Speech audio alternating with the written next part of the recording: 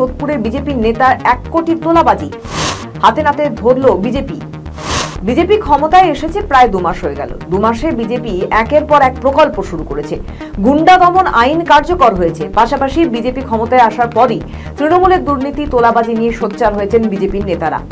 অনেক নেতারা বর্তমানে শ্রীঘরেও রয়েছে, যা নিয়ে রীতিমতো সরগরম রাজ্য রাজনীতি। বিজেপির নেতারা যেখানে তৃণমূলের তোলাবাজি নিয়ে সরব, সেখানে দেখা যাচ্ছে বিজেপির নেতার 1 কোটি টাকার তোলাবাজির অভিযোগ সামনে এসেছে। ঘটনাটি পানিহাটির।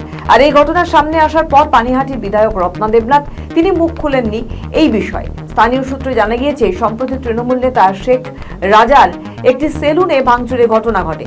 তার পরের দিন পানিহাটির কাঠগোলা মোড়ের একটি রেস্তোরাঁয় শেখ রাজা ও বিশ্বজিৎ সেনকে একসঙ্গে দেখা যায়।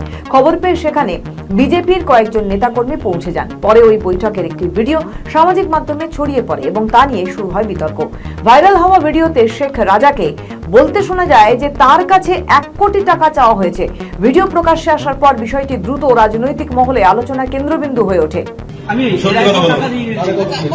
আজকে চাই তো দিদি, আজকে চাই তো, আজকে চাই তো, আজকে দিয়ে কত টাকা দিয়েছো সেটা বলো। এতদিন ধরে দিয়ে নিয়ে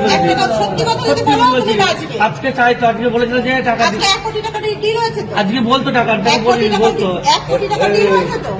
হ্যাঁ দিদি বলতো, দিদি 1 কোটি টাকা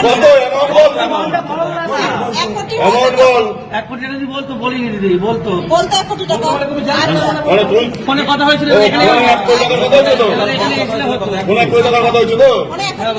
এলে হতো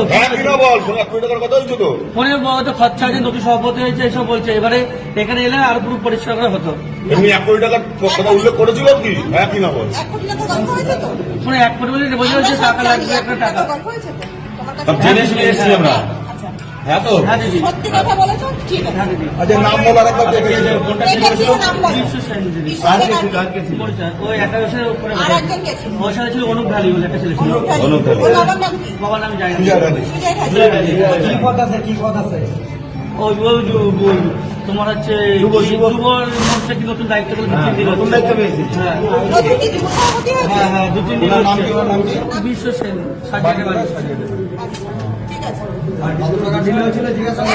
এক কোটি টাকা ডিল। ডিল হতো 1 কোটি টাকা। আরেকবার বল। ডিল হতো 1 কোটি টাকা।